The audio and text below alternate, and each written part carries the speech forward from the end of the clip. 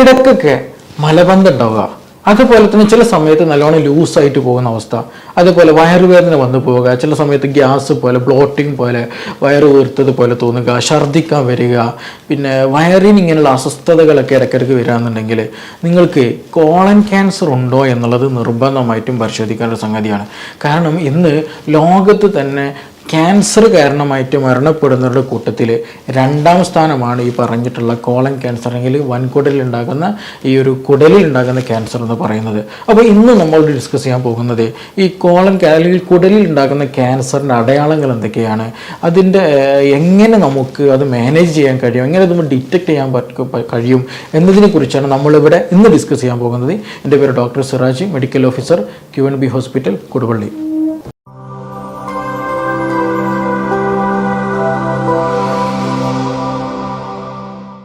അപ്പോൾ ഈ പേരിൽ പറഞ്ഞതുപോലെ തന്നെ കോളൻ ക്യാൻസർ എന്ന് പറയുന്നത് നമ്മുടെ കുടലിൻ്റെ ഒരു ഭാഗമാണ്. കോളൻ എന്ന് പറയുന്നത് കുടലിൻ്റെ ഒരു ഭാഗമാണ്. അവിടെ ക്യാൻസർ പിടിക്കുന്ന ഒരു അവസ്ഥ, ഒരു കണ്ടീഷനാണ് ഈ കോളൻ ക്യാൻസർ എന്ന് പറയുന്നത്.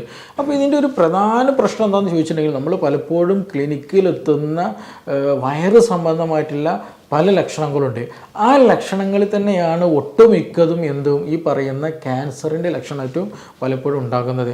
അത് ഏതൊക്കെയെന്ന് ചോദിച്ചിട്ടുണ്ടെങ്കിൽ, ഒന്ന് പ്രധാനമായിട്ടും മലത്തിൻ്റെ കൂടെ ബ്ലഡ് ലിങ്ക് ചെയ്ത് വരിക, അല്ലെങ്കിൽ ബ്ലഡ് മിക്സ് ചെയ്തിട്ടുള്ള മലം വരിക എന്നുള്ളത്. പല കണ്ടീഷനുകളുണ്ട്. ചില ആളുകൾക്ക് അൾസറേറ്റീവ് കൊളൈറ്റിസിലും അതേപോലെ തന്നെ ക്രോൺസ് ഡിസീസിലൊക്കെ ബ്ലഡ് വരാം. അതേപോലെ തന്നെ പൈൽസ് പോലെ കണ്ടീഷൻ ബ്ലീഡിങ് ഉണ്ടാകാറുണ്ട്. പക്ഷേ അത് മാത്രമല്ല, കോളൻ ക്യാൻസർ വന്നു കഴിഞ്ഞാലും ഇതുപോലെയുള്ള മലത്തിൽ എന്തുണ്ടായിരിക്കും, ബ്ലഡിൻ്റെ അംശം നമുക്ക് കൂടുതലായിട്ട് കാണാൻ കഴിയും.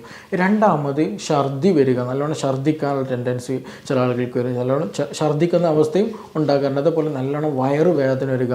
ഇനി പ്രധാന ഒരു റീസൺ, മറ്റൊരു സിംറ്റം എന്താണെന്ന് വെച്ചിട്ടുണ്ടെങ്കിൽ, ഒരു അടയാളം എന്താണെന്ന് വെച്ചിട്ടുണ്ടെങ്കിൽ, അകാരണമായിട്ട് പ്രത്യേകിച്ച് കാരണമൊന്നും ഇല്ലാതെ വെയിറ്റ് നല്ലോണം കുറയുക എന്നുള്ളത്. നമുക്കറിയാം, ഷുഗറൊക്കെ വന്നു കഴിഞ്ഞാൽ ആളുകൾക്ക് വെയിറ്റ് നന്നായിട്ട് കുറയും. അതേപോലെ തന്നെ അകാരണമായിട്ട് വയറ് സംബന്ധമായിട്ടുള്ള അസ്വസ്ഥതകളുണ്ട്, ബ്ലീഡിങ് ഒക്കെ ഉണ്ട് വയറ്റിലൂടെ. അതേപോലെ വെയിറ്റ് നല്ലോണം കുറഞ്ഞു വരിക, നല്ല ക്ഷീണം തോന്നുക, തീരെ ഒരു ഇമ്മ്യൂണിറ്റി ഇല്ലാത്ത, എപ്പോഴും കിടക്കണം, എപ്പോഴും ഉറങ്ങണം, ഒരു ഭാഗത്ത് ഒതുങ്ങിക്കൂടാനുള്ള ടെൻഡൻസി കൂടുതലായിട്ട് വരുന്നുണ്ടെങ്കിൽ ഇതൊക്കെ ഇതിൻ്റെ അടയാളത്തിൽപ്പെട്ടതാണ്. കോളൻ ക്യാൻസറിൻ്റെ അടയാളത്തിൽപ്പെട്ട അല്ലെങ്കിൽ ലക്ഷണങ്ങളാണ് ഈ പറയുന്ന കാര്യങ്ങൾ. വയറുവേദനയും ഛർദിയും, ഇടയ്ക്ക് അതേപോലെ കോൺസ്റ്റിപ്പേഷൻ, ചില സമയത്ത് നല്ലോണം വയറ് ഉറക്കുന്നൊരവസ്ഥ വരിക, വയറ് ഉറച്ച പോലെ അവസ്ഥ വരിക, ചില സമയത്ത് നല്ലോണം ലൂസായിട്ട് പോകുന്ന അവസ്ഥ വരിക, തടി കുറയുക, നല്ല ക്ഷീണം തോന്നുക, ഇങ്ങനെയുള്ള അവസ്ഥകളൊക്കെ ഉണ്ടെന്നുണ്ടെങ്കിൽ ഇതൊക്കെ എന്താണ്, ഈ കുടലിൽ ക്യാൻസർ ഉണ്ടോ എന്നുള്ളതിനുള്ള ലക്ഷണങ്ങളാണ് ശരീരം കാണിക്കുന്നത്. അപ്പോൾ സ്വാഭാവികമായിട്ടൊരു സംശയം ഉണ്ടെങ്കിൽ, ഡോക്ടർ എനിക്ക് IBS ഉണ്ട്, അല്ലെങ്കിൽ എനിക്ക് ഇതേപോലെ കോൺസ്റ്റിപ്പേഷൻ വരാറുണ്ട്, അല്ലെങ്കിൽ ലൂസ് മോഷൻ വരാറുണ്ട്, അപ്പോൾ എനിക്ക് ഇത് ക്യാൻസർ ആകുമോ ഇല്ല എന്നൊക്കെ സംശയം ഉണ്ടായിരിക്കും അല്ലേ. അപ്പോൾ ഇതിന് ഒരുപാട് ടെസ്റ്റുകൾ ഇന്ന് അവൈലബിൾ ആണ്. അപ്പോൾ ഇത് വരാതിനുള്ള കുറേ സാധ്യതകളുണ്ട്. ഇതെങ്ങനെ ഡിറ്റക്റ്റ് ചെയ്യണം എന്നുള്ളത് നമുക്കൊന്ന് ജസ്റ്റ് ഒന്ന് ഇവിടെ നിന്ന് പരിചയപ്പെടാം. ഇതിൽ ഒന്ന് നമ്മൾ ശ്രദ്ധിക്കേണ്ടത്, പാരമ്പര്യമായിട്ട് ക്യാൻസറൊക്കെ ഉള്ള ആളുകളാണെന്നുണ്ടെങ്കിൽ, ഇപ്പോൾ വീട്ടിൽ സിബ്ലിങ്സിനോ നമ്മളെ തൊട്ട രക്തബന്ധത്തിലുള്ള ആളുകൾക്ക് ഈ പറഞ്ഞതുപോലെ എന്തെങ്കിലും ക്യാൻസറുകൾ അമ്മയ്ക്കോ അച്ഛനോ അല്ലെങ്കിൽ മുത്തച്ഛനോ അനിയത്തിക്കോ ജ്യേഷ്ഠനോ അങ്ങനെ ആർക്കെങ്കിലൊക്കെ ഫാമിലിയിൽ ഈ പറഞ്ഞതുപോലെ തൊട്ടടുത്ത ഫാമിലികളിൽ ക്യാൻസർ ഡിറ്റക്റ്റ് ചെയ്തിട്ടുണ്ടെങ്കിൽ ഇത് വരാനുള്ള സാധ്യത വളരെ വളരെ കൂടുതലാണ്. എസ്പെഷ്യലി കോളൻ ക്യാൻസറൊക്കെ എസ്പെഷ്യലി ഡിറ്റക്റ്റ് ചെയ്തിട്ടുണ്ടെങ്കിൽ ഇത് ഉണ്ടാക്കാനുള്ള സാധ്യത വളരെ വളരെ കൂടുതലാണ്. ഇനി അതുമല്ല, ഒരു വ്യക്തിക്ക് ഇപ്പോൾ മറ്റെന്തെങ്കിലും ക്യാൻസർ ഉണ്ട്, ബ്രെയിൻ ട്യൂമർ ഉണ്ട്, അത് ഓക്കെ ആയതാണ്, പക്ഷേ കോളൻ ക്യാൻസർ വരാനുള്ള സാധ്യത അവർക്ക് ചാൻസ് കൂടും. അതേപോലെ ഓവറിൽ ട്യൂമർ ഉണ്ട്, അല്ലെങ്കിൽ ഗർഭപാത്രത്തിൽ എന്തെങ്കിലും ട്യൂമർ ഉണ്ട്, അല്ലെങ്കിൽ ക്യാൻസർ ഉണ്ട്. അപ്പോൾ അങ്ങനെയുള്ള ആളുകൾക്കും ഈ പറഞ്ഞതുപോലെ സ്പ്രെഡിങ്ങിലൂടെ കോളൻ ക്യാൻസർ വരാനുള്ള ചാൻസസും അവർക്ക് കൂടുതൽ സാധ്യതയുണ്ട്. അപ്പോൾ അങ്ങനെയുള്ള ആളുകളാണെങ്കിൽ നിർബന്ധമായിട്ടും ഡോക്ടറെ അടുത്ത് പോയി അവർ നിർദ്ദേശങ്ങൾ സ്വീകരിച്ച് കോളോണോസ്കോപ്പി പോലെയുള്ള മറ്റു ടെസ്റ്റുകളൊക്കെ ചെയ്തിട്ട് എന്ത് ചെയ്യണം, ക്യാൻസർ ഉണ്ടോ ഇല്ലേ എന്നുള്ളത് നിർബന്ധമായിട്ടും ഐഡൻറ്റിഫൈ ചെയ്യണം. അങ്ങനെയുള്ള സ്ക്രീനിങ് ടെസ്റ്റുകൾ നിർബന്ധമായിട്ട് ചെയ്യാമെന്നുള്ളതാണ്.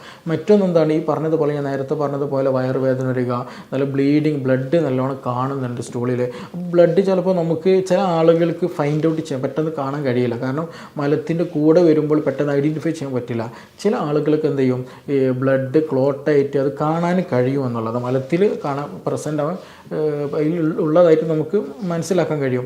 അപ്പോൾ മലത്തിൽ എന്തെങ്കിലും ഈ ഡാർക്ക് സ്റ്റൂളായിട്ട് അല്ലെങ്കിൽ ബ്ലഡി ആയിട്ട് കാണുന്നുണ്ടെങ്കിൽ നിർബന്ധമായിട്ട് എന്ത് ചെയ്യണം, കൺസൾട്ട് ചെയ്തിട്ട് അത് എന്താണ് റീസൺ എന്നുള്ളത് ഫൈൻഡ് ഔട്ട് ചെയ്തിട്ട് തന്നെ നമ്മൾ ട്രീറ്റ് ചെയ്യണം. അപ്പോൾ ഇതിനൊക്കെ എന്തും ചാൻസസ് ഉണ്ട്. കോളൻ ക്യാൻസർ, കുടലിന് ക്യാൻസറുള്ള സാധ്യത അവിടെ വളരെ വളരെ കൂടുതലാണെന്നുള്ളത് നമ്മൾ നിർബന്ധമായിട്ട് മനസ്സിലാക്കുക എന്നുള്ളതാണ്. അപ്പോൾ ഇങ്ങനെയൊക്കെ അടയാളങ്ങളുള്ളവർ എന്ത് ചെയ്യുക, ഡോക്ടറെ അടുത്ത് പോവുക, കോളനോസ്കോപ്പി പോലെയുള്ള ടെസ്റ്റുകൾ, മറ്റു ക്യാൻസർ ഡിറ്റക്റ്റഡ് ടെസ്റ്റുകൾ ചെയ്തിട്ട് അത് ഉണ്ടോ ഇല്ലേ എന്നുള്ളത് നിർബന്ധമായിട്ട് മനസ്സിലാക്കുക എന്നുള്ളതാണ്. അപ്പോൾ ഇത് വരാനുള്ള സാധ്യത ആർക്കെയാണ്? ഒന്ന്, മുമ്പ് ക്യാൻസറുള്ള ആളുകൾക്ക്, അല്ലെങ്കിൽ കുടുംബത്തിൽ തൊട്ടടുത്ത രക്തബന്ധത്തിലൊക്കെ ഉള്ള ആളുകൾക്കൊക്കെ എന്തെങ്കിലും അതുപോലെ മുമ്പ് ക്യാൻസർ ഡിറ്റക്റ്റ് ചെയ്തിട്ടുണ്ടെങ്കിൽ, പോസിറ്റീവായിട്ടുണ്ടെങ്കിൽ അവർക്ക് ഉണ്ടെങ്കിൽ മറ്റുള്ളവർക്ക് വരാനുള്ള സാധ്യത വളരെ വളരെ കൂടുതലാണ് കമ്പാരിറ്റീവിൽ നിന്നാണ്.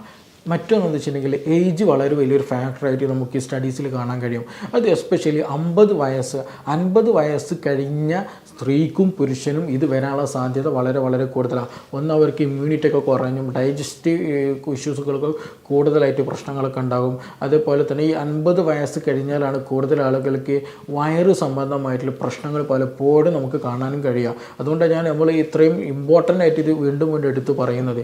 ഈ ക്യാൻസർ വരാനുള്ള സാധ്യത ആർക്ക് കൂടുതലാണ്? 50 വയസ്സ് കഴിഞ്ഞ സ്ത്രീക്കും പുരുഷനും വരാനുള്ള സാധ്യത വളരെ കൂടുതലാണ്. അവർക്ക് സിംറ്റംസ്, അടയാളങ്ങൾ എന്താ ഉണ്ടാവുക? ഈ മലത്തിൽ രക്തം വരിക, വയറുവേദന വരിക, ചില സമയത്ത് വയറ് നല്ലോണം ലൂസായി പോവുക, ചില സമയത്ത് വയറ് നല്ല ഉറച്ചു പോവുക, അതുപോലെ ദഹനക്കേടിന് അസ്വസ്ഥതകൾ ഉണ്ടാവുക, ഛർദിൽ പോലെ പ്രശ്നങ്ങൾ ഉണ്ടാവുക, ഇൻഡൈജഷൻ പോലെയുള്ള ദഹിക്കാതെ എന്ത് ചെയ്യുക, ഭക്ഷണമൊക്കെ മലം പോകുന്ന ഒരവസ്ഥയ്ക്ക് വരിക. ഇങ്ങനെയൊക്കെ എന്ത് ചെയ്യുക, ഇതേ ലക്ഷണങ്ങളാണ് ആർക്കുണ്ടാവുക? ഈ 50 കഴിഞ്ഞ സ്ത്രീക്കും പുരുഷനൊക്കെ ഉണ്ടാകുക എന്നുള്ളത്. അപ്പോൾ പലപ്പോഴും നമ്മുടെ ക്ലിനിക്കിൽ വരുന്ന ഒരു കോമൺ സിംറ്റം കൂടെയാണ് ഈ പറഞ്ഞിട്ടുള്ള 50 വയസ്സ് അല്ലെങ്കിൽ 60 വയസ്സുള്ള ആളുകൾക്ക് ഉണ്ടാകുന്ന പ്രശ്നമാണെന്ത്, ഡോക്ടറെ മലം ശരിക്കും പോകണില്ല എന്നുള്ള ഒരു കംപ്ലൈൻറ്റ്, അല്ലെങ്കിൽ ഗ്യാസിൻ്റെ പ്രശ്നം നല്ലോണം ഉണ്ട്, വയറിങ്ങനെ കെട്ടിക്കിടക്കുന്ന അവസ്ഥ ഉണ്ടെന്നുള്ളത്. അപ്പോൾ അതുകൊണ്ട് തന്നെ എന്ത് ചെയ്യണം, 50 വയസ്സ് പ്രായമുള്ള ആളുകൾ ഇങ്ങനെയുള്ള പ്രശ്നങ്ങൾ നിങ്ങൾക്ക് മാറാതെ കൂടുതൽ നിൽക്കുന്നുണ്ടെങ്കിൽ നിർബന്ധമായിട്ട് എന്ത് ചെയ്യണം, ഡോക്ടറെ കണ്ടിട്ട് വേണ്ട നിർദ്ദേശങ്ങൾ സ്വീകരിക്കണം എന്നുള്ളതാണ്. അങ്ങനെ എന്തെങ്കിലും പ്രശ്നങ്ങളുണ്ടോ എന്നുള്ളത് ഉറപ്പ് വരുത്തിയിട്ട് മാത്രം മുന്നോട്ട് പോകാൻ ശ്രദ്ധിക്കുക എന്നുള്ളതാണ്. അതുപോലെ 50 വയസ്സ് കഴിഞ്ഞാലാണ് കൂടുതൽ ആളുകൾക്ക് പോളിപ്പ് പോലെയുള്ള ട്യൂമർ, പല ഗ്രോത്തുകളൊക്കെ പലപ്പോഴും കൂടുതലായിട്ട് നമുക്ക് കാണാൻ കഴിയുക. ഈ കുടലിൻ്റെ ഉള്ളിലൊക്കെ എന്ത് ചെയ്യും, ചെറിയ കുരുക്കൾ പോലെ അല്ലെങ്കിൽ ഫൈബ്രോയിഡ് പോലെ വരുന്ന എന്തെങ്കിലും ട്യൂമർ ഗ്രോത്തുകളൊക്കെ എന്ത് ചെയ്യും, ഈ കോളൻ ഭാഗത്തൊക്കെ കുടലിലൊക്കെ കൂടുതലായിട്ട് കാണുന്നുണ്ട് എന്നുള്ളതാണ്. അപ്പോൾ അതൊക്കെ പലപ്പോഴും എന്ത് ചെയ്യാം, കൂടുതൽ സമയം കഴിയുന്ന സമയത്ത് അത് പിന്നീട് ക്യാൻസറസ് ആയിട്ട് മാറാനുള്ള സാധ്യതയും ഉണ്ട് എന്നുള്ളത് നമ്മൾ മനസ്സിലാക്കണം. അപ്പോൾ 50 എന്നുള്ള വയസ്സ് അല്ലെങ്കിൽ 45 ആകാം, 50 എന്നുള്ളത് കോമൺ ആയിട്ട് പറയുന്നതാണ്. അപ്പോൾ ആ ഒരു വയസ്സ് പ്രായം ചെന്ന ആളുകൾക്ക് ഇത് വരാനുള്ള സാധ്യത വളരെ വളരെ കൂടുതലാണ്. പിന്നെ മറ്റൊന്ന്, ഇതിലിപ്പോൾ വളരെ പ്രധാനപ്പെട്ട മറ്റൊരു കാര്യമാണ് ഭക്ഷണം. ഇതിന് വലിയ റോളുണ്ട്. എപ്പോഴും കൂടുതലായിട്ട് റെഡ് മീറ്റ് കഴിക്കുന്ന, എസ്പെഷ്യലി ബീഫ് പോലുള്ളൊക്കെ കൂടുതലായിട്ട് എപ്പോഴും കഴിക്കുന്ന ആളുകളൊക്കെ ആണെന്നുണ്ടെങ്കിൽ അവർക്കിത് വരാനുള്ള സാധ്യത വളരെ വളരെ കൂടുതലാണെന്നാണ് സ്റ്റഡീസ് പറയുന്നത്. അപ്പോൾ റെഡ് മീറ്റ് അടങ്ങിയിട്ടുള്ള ഭക്ഷണം നിരന്തരമായിട്ട് എപ്പോഴും കഴിക്കുന്ന ശീലമുണ്ടെങ്കിൽ അത് നിർബന്ധമായിട്ട് മാറ്റിവെക്കണം. അത് കാരണമായിട്ടും ഈ പറയുന്ന പോലെയുള്ള ക്യാൻസറിലേക്ക് നയിക്കും എന്നാണ് സ്റ്റഡീസ് പറയുന്നത്. അപ്പോൾ അമിതമായിട്ട് റെഡ് മീറ്റ്, ബീഫൊക്കെ എന്ത് ചെയ്യുക, കഴിക്കുന്ന ശീലമുണ്ടെങ്കിൽ നിർബന്ധമായിട്ട് ഒഴിവാക്കുക. കൂടാതെ എന്ത് ചെയ്യണം, സ്മോക്കിങ്, പുക വലിക്കുന്ന ശീലമുണ്ടെങ്കിൽ അല്ലെങ്കിൽ ആൽക്കഹോൾ, കൂടുതലായിട്ട് മദ്യപിക്കുന്ന ശീലങ്ങളൊക്കെ ഉണ്ടെങ്കിൽ നിർബന്ധമായിട്ട് എന്ത് ചെയ്യണം, അതൊക്കെ ഒഴിവാക്കണം. അതെല്ലാം ക്യാൻസറസ് കൂടുതൽ ഉണ്ടാക്കാനുള്ള സാധ്യത വരുത്തി വെക്കുമെന്നാണ് സ്റ്റഡീസ് പറയുന്നത്. മറ്റൊന്ന് എന്താണെന്ന് ചോദിച്ചു, മറ്റൊരു കാരണം, ഇപ്പോൾ നമ്മൾ ഏജ് പറഞ്ഞു, ഭക്ഷണത്തിൻ്റെ കേസ് പറഞ്ഞു, പിന്നെ മുമ്പ് വന്ന കേസുകൾ, ഫാമിലിയിൽ പ്രീഡിസ്പോസിങ് ആയിട്ടുള്ള ആരെങ്കിലും ഫാക്ടേഴ്സോ അല്ലെങ്കിൽ ഫാമിലി മെമ്പേഴ്സൊക്കെ ഉണ്ടെങ്കിൽ അവർക്കും ചാൻസസ് ഉണ്ട് എന്നുള്ള പറഞ്ഞു. ഇനി മറ്റൊന്നാണ് എന്തെങ്കിലും ക്രോണിക് ആയിട്ടുള്ള ഇൻഫെക്ഷനൊക്കെ കുടലിലുണ്ടെങ്കിൽ, എസ്പെഷ്യലി IBS പോലെയുള്ള, അതേപോലെ IBD പോലെയുള്ള, അതേപോലെ തന്നെ ക്രോൺസ് ഡിസീസ് പോലെ, അൾസറേറ്റീവ് കൊളൈറ്റിസ് പോലെയുള്ള കോളൽ എപ്പോഴും ഇൻഫ്ലമേഷൻ ഇങ്ങനെ വന്നുകൊണ്ടിരിക്കുന്ന അവസ്ഥ ഉണ്ടെങ്കിൽ അത് ഗ്രാജ്വലി എന്തായിട്ട് മാറാം, ക്യാൻസറസ് ആയിട്ട് പുണ്ണുകളൊക്കെ മാറിയിട്ട് ഉണങ്ങാതെ എന്ത് ചെയ്യും, അത് കൂടി അത് പിന്നീട് ക്യാൻസറസ് ആയിരുന്ന ഒരു കണ്ടീഷനിലേക്ക് ആകാനുള്ള സാധ്യതയുണ്ട്. അപ്പോൾ ക്രോൺസ് ഡിസീസും അതേപോലെ അൾസറേറ്റീവ് കൊളൈറ്റിസ് ഒക്കെ ഉള്ള ആളുകൾക്ക് ഇത് ഉണ്ടോ ഇല്ലേ എന്ന് കംപ്ലീറ്റ് മാറിയില്ല എന്നുണ്ടെങ്കിൽ തീർച്ചയായിട്ടും എന്ത് ചെയ്യണം, ഇങ്ങനെ ഒരു ക്യാൻസറസിന് ഒരു ഓപ്ഷൻ അവിടെ ഉണ്ടോ ഇല്ല എന്നുള്ളത്, അത് ഇല്ലേ ഉണ്ടോ എന്നുള്ളത് നിർബന്ധമായിട്ട് ഉറപ്പ് വരുത്ത വേണ്ട സജ്ജീകരണങ്ങൾ, ട്രീറ്റ്മെൻറ്റുകൾ നമ്മൾ എന്ത് ചെയ്യണം, സ്റ്റാർട്ടിങ്ങിൽ തന്നെ തുടങ്ങാമെന്നുള്ളതാണ്. അപ്പോൾ മിക്ക ആളുകൾക്കും എനിക്ക് IBS ഉണ്ടെങ്കിൽ അൾസറി കൊളൈറ്റിസ് ഉണ്ടെങ്കിൽ കാലങ്ങളായിട്ടുള്ളത് തന്നെയാണ് എന്നുള്ള രീതിയിൽ ഒരിക്കലും നമ്മളതിങ്ങനെ വെച്ചിരിക്കരുത്. അതെന്ത് ചെയ്യണം, എവിടെയാണോ പ്രോപ്പർ ട്രീറ്റ്മെൻറ്റ് നമുക്ക് അവൈലബിൾ ആയിട്ടുള്ളത് ആ ട്രീറ്റ്മെൻറ്റ് ഫോക്കസ് ചെയ്തിട്ട് അത് കംപ്ലീറ്റ് ക്യൂർ ആക്കാൻ തന്നെ എന്ത് ചെയ്യണം, ഡോക്ടേഴ്സ് പറയുന്നത് പോലെ ചെയ്തിട്ട് ക്യൂർ ആക്കാൻ തന്നെ നിർബന്ധമായിട്ട് ശ്രദ്ധിക്കുക. ഇല്ല എന്നുണ്ടെങ്കിൽ അതും ചെയ്യും ഗ്രാജ്വലി ക്യാൻസർ ആകാനുള്ള സാധ്യത വളരെ കൂടുതലുണ്ടെന്നാണ്. അപ്പോൾ ഈ പറഞ്ഞ കാര്യങ്ങളൊക്കെ എന്താണ്, ക്യാൻസർ വരാനുള്ള ചാൻസസാണ്. അപ്പോൾ 2 കാര്യങ്ങൾ നമ്മളിവിടെ പ്രധാനമായിട്ട് പറഞ്ഞു. ഒന്ന്, എന്തൊക്കെയാണ് ലക്ഷണങ്ങൾ എന്ന് പറയുകയുണ്ടായി. 2, ഇത് ആർക്കൊക്കെ വരാം എന്നുള്ളതും കൂടെ നമ്മൾ പറയുകയുണ്ടായി. വയസ്സ് പറഞ്ഞിട്ടുണ്ട്, ഏത് ഭക്ഷണം കഴിക്കലും നമ്മൾ പറഞ്ഞു, അതുപോലെ ഫാമിലി മെമ്പേഴ്സ് റിലേറ്റഡ് ആയിട്ട് പറഞ്ഞു, മറ്റു അസുഖങ്ങൾ ഉള്ള ആളുകൾക്ക് വരാനുള്ള സാധ്യതയുണ്ട് എന്നുള്ളത് നമ്മൾ പറഞ്ഞു.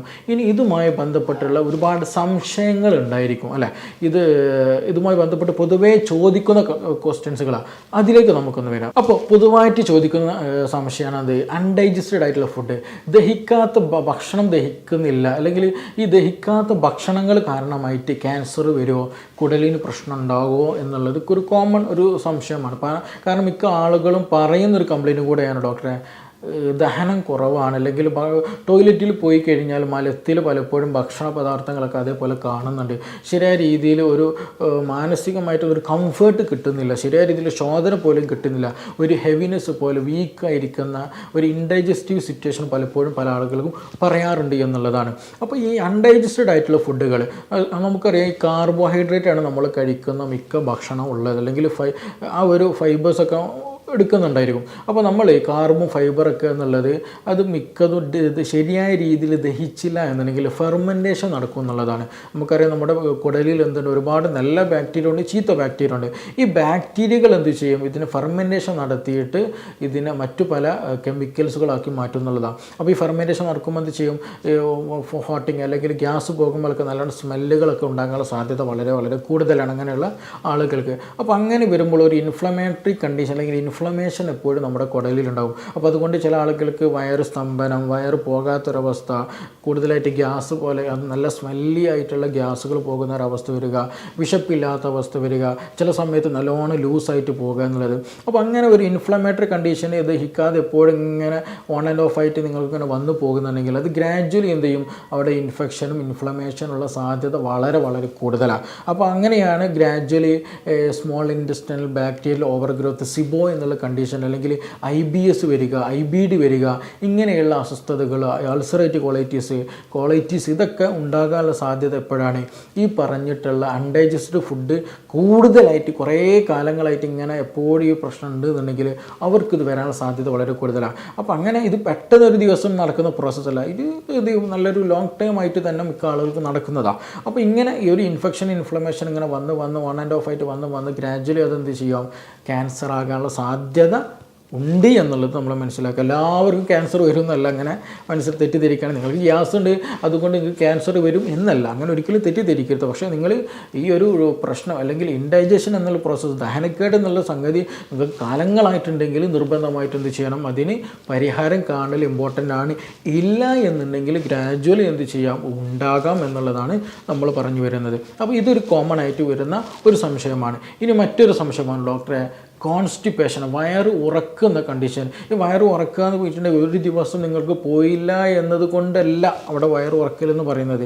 ചില ആളുകൾക്ക് ആഴ്ചയിൽ തന്നെ ആകെ 1-2 തവണയൊക്കെ മാത്രം പോകുന്ന അവസ്ഥ വരാറുണ്ട്. അപ്പോൾ അത്രത്തോളം ക്രോണിക് ആയിട്ട് നിങ്ങൾക്ക് കോൺസ്റ്റിപ്പേഷനൊക്കെ ഇങ്ങനെ നീണ്ടു നിൽക്കുന്നുണ്ട്, നല്ല ഭക്ഷണം കഴിക്കുന്നുണ്ട് എങ്കിൽ തീർച്ചയായിട്ടും നിങ്ങൾക്ക് അതിൻ്റേതായിട്ടുള്ള പല ടോക്സിക് എഫക്റ്റുകൾ നമ്മുടെ ബോഡിയിൽ ഉണ്ടാകും എന്നുള്ളതാണ്. അത് ക്യാൻസർ മാത്രമല്ല കേട്ടോ, അത് മറ്റു പല അലർജിക് ഇഷ്യൂസുകളായിരിക്കാം, ഇമ്മ്യൂണിറ്റി കുറയുന്ന അവസ്ഥകളൊക്കെ വരാം, പെട്ടെന്ന് ഇൻഫെക്ഷനും ഇൻഫ്ലമേഷനൊക്കെ ബോഡിയിൽ വന്നുകൊണ്ടിരിക്കാം, സ്കിൻ അലർജീസുകളൊക്കെ കൂടുതൽ വരിക, അങ്ങനെ പല ബുദ്ധിമുട്ടുകൾ എന്ത് ചെയ്യും ഇതുമായി ബന്ധപ്പെട്ടുണ്ടാകും എന്നുള്ളതാണ്. കാരണം നമ്മൾ വേസ്റ്റ് മെറ്റീരിയലാണ് മലം എന്നുള്ളത്. നമ്മുടെ ശരീരത്തിന് വേണ്ടാത്ത സാധനങ്ങൾ, ഉപയോഗിച്ച് തീർന്ന സാധനങ്ങൾ എന്ത് ചെയ്യുന്നതാണ്, വേസ്റ്റ് റിമൂവ് ചെയ്യുന്ന പ്രോസസ്സാണ് മലത്തിലൂടെ ചെയ്യുന്നത്, മലം പുറന്തള്ളുന്നതിലൂടെ ചെയ്യുന്നത്.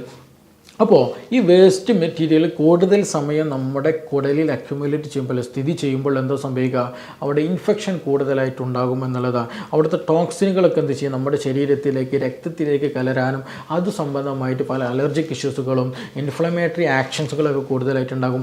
ഇമ്മ്യൂണിറ്റി ലോ ആയിട്ട് വരും, പെട്ടെന്നുള്ള അസുഖങ്ങൾ വന്നു പോകുന്ന അവസ്ഥകളൊക്കെ നന്നായിട്ട് വരും എന്നുള്ളതാണ്. അപ്പോൾ അങ്ങനെ അവിടെ ഇൻഫെക്ഷനും ഇൻഫ്ലമേഷനൊക്കെ എപ്പോഴും ഇങ്ങനെ ഉണ്ടായിക്കൊണ്ടിരിക്കുകയാണെന്നുണ്ടെങ്കിൽ ഗ്രാജുവലി എന്ത് സംഭവിക്കാൻ സാധ്യതയുണ്ട്, അൾസറി കൊളൈറ്റീസും ഒക്കെ വന്നിട്ട് അത് പറഞ്ഞതുപോലെ ക്യാൻസറസ് ആകാനുള്ള സാധ്യതയുണ്ട്. ഇത് 1-2 ദിവസം നടക്കുന്നില്ല. ഞാൻ വീണ്ടും പറയുകയാണ്, നിങ്ങൾ കൺഫ്യൂഷൻ ആക്കാനോ അല്ലെങ്കിൽ ടെൻഷൻ ആക്കാൻ വേണ്ടി പറയുന്നില്ല. പക്ഷേ നിങ്ങൾക്ക് റിപ്പീറ്റഡ് ആയിട്ട് കാലങ്ങളായിട്ട് ഈ ഒരു പ്രശ്നം ഉണ്ട് എങ്കിൽ തീർച്ചയായിട്ടും എന്ത് ചെയ്യണം, അതൊരു നല്ലൊരു ഡോക്ടർ ഫിസിഷ്യനെ കണ്ടിട്ട് അതിന് പരിഗണന കൊടുത്ത് നിർബന്ധമായിട്ടും ട്രീറ്റ് ചെയ്യണം.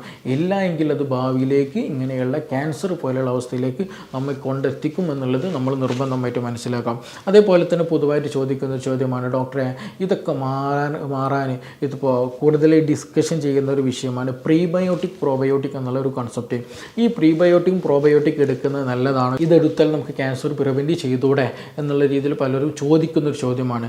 ആക്ച്വലി നമ്മുടെ ദഹനത്തെ കൂടുതൽ പ്രൊമോട്ട് ചെയ്യുന്ന, നമുക്കൊരുപാട് ആൻറ്റി ഇൻഫ്ലമേറ്ററി ആയിട്ടുള്ള അല്ലെങ്കിൽ ഇൻഫ്ലമേഷൻ കുറക്കുന്ന ഒരുപാട് ഹെൽപ്പുകൾ ചെയ്യുന്ന നല്ല ബാക്ടീരിയക്ക് പറയുന്ന പേരാണ് പ്രോബയോട്ടിക് എന്ന് പറയുന്നത്. അപ്പോൾ ഈ പ്രോബയോട്ടിക് ആയിട്ടുള്ള കണ്ടന്റുകൾ ഉപയോഗിച്ച് കഴിഞ്ഞാൽ എന്ത് ചെയ്യും, ദഹനം പ്രോപ്പർ ആവാനും അൺവാണ്ടഡ് ആയിട്ടുള്ള എന്തെങ്കിലും അബ്നോർമൽ ആയിട്ടുള്ള എന്തെങ്കിലും ഈ ബാക്ടീരിയകളൊക്കെ അവിടെ ഉണ്ടെങ്കിൽ അതിനെ നശിപ്പിക്കാനൊക്കെ എന്ത് ഹെൽപ്പ് ചെയ്യും, ഈ പറഞ്ഞ നല്ല ബാക്ടീരിയ നമുക്ക് ഹെൽപ്പ് ചെയ്യുന്നുള്ളതാണ്. അപ്പോൾ നമുക്ക് ഭക്ഷണത്തിൽ ഒരു നേരം ഈ പറഞ്ഞിട്ടുള്ള പ്രോബയോട്ടിക്, അതായത് തൈരിൽ ഒരുപാട് നല്ല ബാക്ടീരിയകളുണ്ട്, തൈരിൽ മോരിലൊക്കെ. അതേപോലെ പഴങ്കഞ്ഞി ഉണ്ടല്ലോ, അതൊക്കെ നല്ലതാണ്. അതേപോലെ നമ്മൾ ഉപ്പിലിട്ട കാര്യങ്ങൾ, ഉപ്പിലിട്ടെന്ന് പറയുമ്പോൾ സുർക്കയിൽ, സിന്തറ്റിക് സുർക്കയിലിട്ടതല്ല കേട്ടോ, അല്ലാതെ നമ്മൾ പണ്ട് കാലങ്ങളിലൊക്കെ ചെയ്തു വന്നിട്ടുള്ള ഒരു നാച്ചുറൽ ഫെർമെൻറ്റേഷൻ നടന്നിട്ടുള്ള പ്രോസസ്സ് നടന്നിട്ടുള്ള ഉപ്പിലിട്ട ഭക്ഷണ പദാർത്ഥങ്ങൾ ചെറിയ രൂപത്തിൽ കഴിച്ചാൽ അതൊക്കെ എന്താണ്, നല്ല ബാക്ടീരിയ അതിൽ ഇൻക്ലൂഡഡ് ആയിട്ടുണ്ടെന്നില്ല. അപ്പോൾ നമ്മൾ അതൊക്കെ എന്ത് ചെയ്യും, നമ്മൾ ഈ പറഞ്ഞിട്ടുള്ള നമ്മുടെ ഒരു ഗ്യാസ്ട്രിക് എൻവയോൺമെൻറ്റ് പ്രോപ്പർ ഒക്കെ നന്നായിട്ട് ഹെൽപ്പ് ചെയ്യും, ദഹനത്തെ നന്നായിട്ട് ഹെൽപ്പ് ചെയ്യും എന്നുള്ളതാണ്. അപ്പോൾ ഇങ്ങനെയുള്ള എന്ത് ചെയ്യുക, നമ്മൾ നോർമലി നമ്മുടെ ദഹനത്തിൽ ഭക്ഷണത്തിന് എല്ലാവരും ഉൾപ്പെടുത്തുന്നത് വളരെ ഗുണകരമായിട്ടുള്ളൊരു കാര്യമാണ്. അതേപോലെ തന്നെയാണ് പ്രീബയോട്ടിക് എന്ന് പറയുന്നത്. ഈ പ്രീബയോട്ടിക് എന്ന് പറയുന്നതാണ് ഏറ്റവും നല്ല ഗുഡ് ഫൈബറാണ്. ഈ ഫൈബറാണ് ആക്ച്വലി പ്രീബയോട്ടിക് എന്താണ് ഈ പറയുന്ന പ്രോബയോട്ടിക്കിന് ഈ നല്ല ബാക്ടീരിയയുടെ ഭക്ഷണമാണെന്നുള്ളത് ആദ്യം മനസ്സിലാക്കാൻ കഴിയണം. അപ്പോൾ ഈ ഒരു പ്രീബയോട്ടിക്കും പ്രോബയോട്ടിക്കും നമ്മൾ എന്ത് ചെയ്യണം, ഭക്ഷണത്തിൽ നിർബന്ധമായിട്ട് കഴിക്കുക. അപ്പോൾ നമുക്ക് നല്ല രീതിയിലുള്ള ഒരു ആൻറ്റി ഇൻഫ്ലമേറ്ററി ആയിട്ട് നമ്മളെ ഇമ്മ്യൂണിറ്റി വർദ്ധിപ്പിക്കുന്ന, നല്ല രീതിയിലുള്ള ദഹനത്തെ പ്രോത്സാഹിപ്പിക്കുന്ന, അതിന് സഹായിക്കുന്ന നല്ല ബാക്ടീരിയൽ കോളനി നമ്മുടെ ഗട്ടിൽ, അബ്ഡോമനിൽ അല്ലെങ്കിൽ അവിടെ നല്ലൊരു കോളനി നമുക്ക് വയറ്റിൽ അല്ലെങ്കിൽ ഈ ഒരു കുടലിൽ നമുക്ക് ക്രിയേറ്റ് ചെയ്തെടുക്കാൻ കഴിയും. അപ്പോൾ ഈ പ്രീബയോട്ടിക്കും പ്രോബയോട്ടിക്കും കഴിക്കുന്നത് ഇമ്മ്യൂണിറ്റി കൂട്ടാനും ഇതുപോലെ ഇൻഫെക്ഷനും ഇൻഫ്ലമേഷനും IBD IBS പോലെയുള്ള പ്രശ്നങ്ങളും അലർജിക് ഇഷ്യൂസുകൾ അങ്ങനെ ഒരുപാട് അസുഖങ്ങൾക്ക് തന്നെ അത് നല്ല രീതിയിൽ പ്രിവെൻഷൻ നമുക്ക് നൽകുന്നുണ്ട്. അപ്പോൾ എന്ത് ചെയ്യുക, അത് നോർമലി ആയിട്ട് എല്ലാവരും ചെയ്യേണ്ട ഒരു സംഗതി കൂടെയാണ് ഈ പ്രീബയോട്ടിക്കും പ്രോബയോട്ടിക്കും. ഒരുപാട് സപ്ലിമെൻറ്റ്സുകൾ ഇന്ന് അവൈലബിൾ ആണ്, പക്ഷേ എന്നാലും നമുക്ക് വീട്ടിൽ തന്നെ ചെയ്യാൻ പറ്റുന്ന ഒന്ന്, നമ്മൾ ഫൈബർ റിച്ച് ആയിട്ടുള്ള നല്ല ഭക്ഷണങ്ങൾ കഴിക്കുന്ന പയർ, മുതിര ഇങ്ങനെയുള്ള ധാന്യങ്ങളൊക്കെ കഴിക്കുന്നത് വളരെ നല്ലതാണ്. പിന്നെ തവിടുള്ള അരി കഴിക്കുന്നത് നല്ലതാണ്.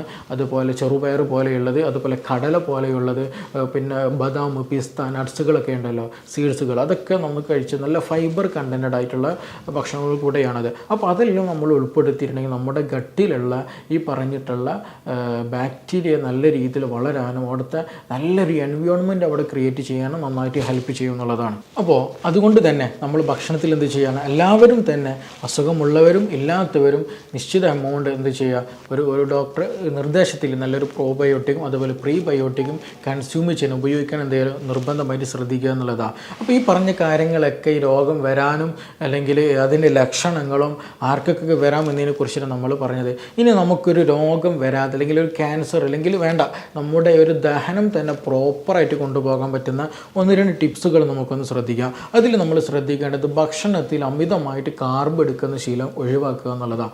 മധുരം അമിതമായിട്ടുള്ളത് മിനിമം ആക്കാൻ ശ്രദ്ധിക്കുക എന്നുള്ളതാണ്. പിന്നെ അതേപോലെ തന്നെ എന്താ ചെയ്യുക, വെജിറ്റബിൾസ് ഫ്രൂട്ട്സുകളൊക്കെ നന്നായിട്ട് ആവശ്യത്തിന് കഴിക്കുക എന്നുള്ളതാണ്. നമ്മൾ പലപ്പോഴും ആളുകൾ വരുമ്പോൾ എന്ത് ചെയ്യാറില്ല, അവർ സലാഡുകൾ തീരെ കഴിക്കില്ല എന്നുള്ളതാണ് നമുക്ക് കിട്ടിയ ഏറ്റവും വലിയ റിസൾട്ട് എന്നുള്ളത്. കാരണം അവർ സലാഡുകൾ ഫൈബേഴ്സ് ഒന്നും എടുക്കാതെ, വെജിറ്റബിൾസ് ഒന്നും എടുക്കാത്തത് കൊണ്ട് തന്നെ ശരിയായ രീതിയിൽ ദഹനം നടക്കില്ല. അപ്പോൾ നമുക്ക് ഒരു ലിമിറ്റഡ് ആയിട്ട് എപ്പോഴും എന്ത് വേണം, നല്ല ഫൈബറുകളും നല്ല ഇലക്കറികളും നല്ല ഉപ്പേരികളൊക്കെ നിർബന്ധമായിട്ട് വേണം. അപ്പോൾ അത് എന്ത് ചെയ്യണം, നമ്മൾ ഭക്ഷണത്തിൽ ഒരു നിശ്ചിത എമൗണ്ട് എപ്പോഴും ഉണ്ട് എന്നുള്ളത് ഉറപ്പ് വരുത്തുക. മറ്റൊന്നാണ് സ്മോക്കിംഗ് പോലെയുള്ള അല്ലെങ്കിൽ ആൽക്കഹോൾ പോലെ ഡ്രഗ്സ് യൂസേജും കാര്യങ്ങളൊക്കെ നിർബന്ധമായിട്ട് ഒഴിവാക്കുക. ചില ആളുകൾ അൺവാണ്ടഡ് ആയിട്ട് എന്ത് ചെയ്യും, വെറുതെ ആൻറ്റാസിഡ് കഴിക്കുന്ന ആളുകളൊക്കെ ഉണ്ടായിരിക്കും. വെറുതെ അനാവശ്യമായിട്ട് മെഡിസിൻസ് ഗ്യാസിനൊക്കെ വെറുതെ കഴിക്കുന്ന ശീല ആളുകളൊക്കെ ഉണ്ടായിരിക്കും. അത് നിർബന്ധമായിട്ടും നിങ്ങൾ ഒഴിവാക്കുക തന്നെ വേണം. നിങ്ങൾക്കൊരു ഡോക്ടർ ഒരു നിശ്ചിത സമയം ഉപയോഗിക്കാൻ തന്നിട്ടുണ്ടെങ്കിൽ അത് ഉപയോഗിക്കുക. അല്ല എങ്കിൽ നിങ്ങൾ ഒരിക്കലും അത് കണ്ടിന്യൂ ചെയ്യാൻ പാടില്ല എന്നുള്ളത് തന്നെയാണ്. കാരണം നമ്മൾ ഈ ഒരു ഹൈപ്പർ അസിഡിറ്റിക്കുള്ള ഈ ഒരു ആൻറ്റാസിഡ് ആയിട്ടുള്ള ഗുളികകൾ ഉപയോഗിക്കുന്ന സമയത്ത് നമ്മുടെ ശരീരത്തിലുണ്ടാകുന്ന അല്ലെങ്കിൽ ഗ്യാസ് അല്ലെങ്കിൽ നമ്മുടെ സ്റ്റൊമക്കിൽ ഉണ്ടാകുന്ന ആസിഡിറ്റിയുടെ എമൗണ്ട് നല്ലോണം കുറയ്ക്കും എന്നുള്ളതാണ്. അപ്പോൾ സ്വാഭാവികമായിട്ടും എന്താ സംഭവിക്കുക, നമുക്കൊരു ആശ്വാസം പോലെയൊക്കെ സ്റ്റാർട്ടിങ്ങിൽ തോന്നും, പക്ഷേ ദഹനം ശരിയായ രീതിയിൽ നടക്കില്ല. പ്രോട്ടീനൊന്നും ശരിയായ രീതിയിൽ ഡൈജസ്റ്റഡ് ആയിട്ട് പോകില്ല. അത് പിന്നെ മറ്റു പല ഇൻഡൈജഷൻ മൂലമായിട്ട് മറ്റു പല അസ്വസ്ഥതകളൊക്കെ അൾസറേറ്റീവ് കൊളൈറ്റിസ് IBSലൊക്കെ എത്താനുള്ള സാധ്യത വളരെ വളരെ കൂടുതലാണ്. അപ്പോൾ അനാവശ്യമായിട്ടുള്ള മെഡിസിൻസുകൾ എടുക്കുന്ന ശീലമുണ്ടെങ്കിൽ, ആൻറ്റാസിഡ്സ് ഒക്കെ എടുക്കുന്ന ശീലമുണ്ടെങ്കിൽ, ആൻറ്റിബയോട്ടിക് അനാവശ്യമായിട്ട് എടുക്കുന്നുണ്ടെങ്കിൽ എന്ത് ചെയ്യുക, അതൊക്കെ ഒഴിവാക്കണം. അതെല്ലതും ഈ പറഞ്ഞിട്ടുള്ള നമ്മുടെ കുടലിലുള്ള ആ ഒരു എൻവിയോൺമെൻറ്റ് നല്ല ബാക്ടീരിയ ഒക്കെ നശിപ്പിച്ച് കളയുന്ന ഒരു പ്രോസസ്സാണ്. അപ്പോൾ അങ്ങനെ നിങ്ങൾ ഒരിക്കലും ഒരു വൈദ്യസഹായമില്ലാതെ നിങ്ങളുടേതായിട്ടുള്ള ഒരു സെൽഫ് ട്രീറ്റ്മെൻറ്റ് ഒരിക്കലും ഈ ആൻറ്റിബയോട്ടിക്കിൽ എടുക്കരുത്. ആൻറ്റാസിഡിസിൻ്റെ കാര്യം, ഗ്യാസിൻ്റെ ഗുളിക കഴിക്കുന്ന കാര്യത്തിലും നിങ്ങൾ ഒരിക്കലും എടുക്കരുത്. കാരണം എടുത്തു കഴിഞ്ഞാൽ അത് ഭാവിയിലേക്ക് ഇതിനേക്കാളും വലിയൊരു ബുദ്ധിമുട്ടിലേക്ക് എത്തിക്കും എന്നുള്ളതാണ്. അപ്പോൾ അങ്ങനെയുള്ള കാര്യങ്ങൾ നിർബന്ധമായിട്ട് ഒഴിവാക്കുക. പിന്നെ ആവശ്യത്തിന് വെള്ളം നിർബന്ധമായിട്ട് കുടിക്കുക. നിങ്ങളൊരു ആവറേജ് ഒരു അഡൽറ്റ് ഹ്യൂമൻ എന്ത് ചെയ്യുക, 2.5 മുതൽ 3 ലിറ്ററെങ്കിലും വെള്ളം കുടിക്കാൻ ശ്രദ്ധിക്കുക.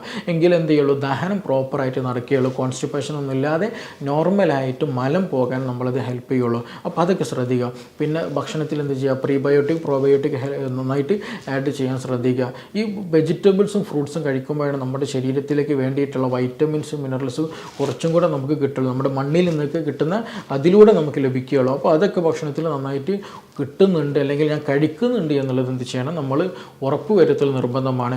അതേപോലെ തന്നെയാണ് ഉറക്കം വളരെ ഇമ്പോർട്ടൻ്റ് ആണ്. നമ്മൾ ഉറക്കം എന്ത് ചെയ്യണം, എല്ലാം കഴിഞ്ഞിട്ട് ഉറങ്ങുന്ന ശീലം ഒരിക്കലും പാടില്ല. നമുക്ക് നിശ്ചിതമായിട്ടൊരു സമയം ഉറങ്ങുന്നതിന് വേണ്ടി മാറ്റി വെക്കണം. ആ ഒരു ഉറക്കം ഉണ്ടാകുമ്പോഴാണ് നമ്മുടെ ശരീരത്തിൽ പ്രോസസ്സുകളും ഹീലിംഗ് പ്രോസസ്സുകളൊക്കെ നമ്മൾ ഉറങ്ങുന്ന സമയത്താണ് കൂടുതൽ നടക്കുക. അപ്പോൾ എന്ത് ചെയ്യുക, ഇങ്ങനെയുള്ള ആളുകൾ ഉറക്കം പ്രോപ്പറായിട്ട് കിട്ടുന്നുണ്ടെന്ന് എന്ത് ചെയ്യുക, ഉറപ്പ് വരുത്തലും നിർബന്ധമായിട്ടുള്ള കാര്യമാണ്. മറ്റൊന്നാണ് എക്സസൈസ് ചെയ്യുക എന്നുള്ളത്.